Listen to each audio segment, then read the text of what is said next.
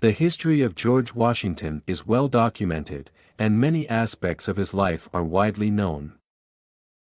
However, there may be some lesser known or less publicized aspects of his life and character that you find interesting. Here are a few elements of George Washington's life and history that might be considered untold or less commonly discussed. Before becoming the first President of the United States, George Washington had a significant military career. He gained experience during the French and Indian War and became a prominent military figure in the American colonies.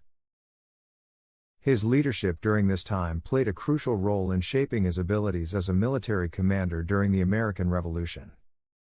During Washington's presidency, the United States faced a significant challenge in the form of the Whiskey Rebellion in the 1790s. This uprising in western Pennsylvania was in response to attacks on whiskey, and Washington personally led a federal militia to suppress the rebellion, showcasing the power of the new federal government. Washington owned enslaved individuals throughout his life, and his views on slavery evolved over time. In his will, he stipulated that his slaves be freed after his wife Martha's death, making him one of the few prominent founding fathers to take such action. Nevertheless, his record on slavery remains a complex and debated aspect of his legacy.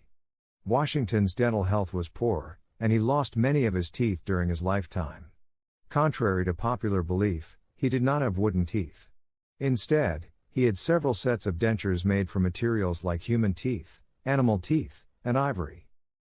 One of the most famous anecdotes about George Washington is the story of him chopping down a cherry tree as a child and then confessing to his father.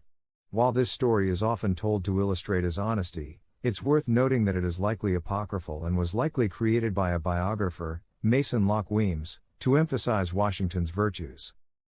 Washington's religious beliefs have been a subject of debate. He was often described as a deist, which means he believed in a higher power but did not adhere to a specific religious doctrine. He was relatively private about his beliefs and didn't regularly attend church services. After serving as the first President of the United States, Washington retired to his plantation, Mount Vernon. He hoped to live a quiet life in retirement but continued to be a sought-after figure for advice and leadership. While the broad strokes of George Washington's life and his role as a founding father are well known, these aspects of his life and character may provide a more nuanced perspective on the man behind the legend.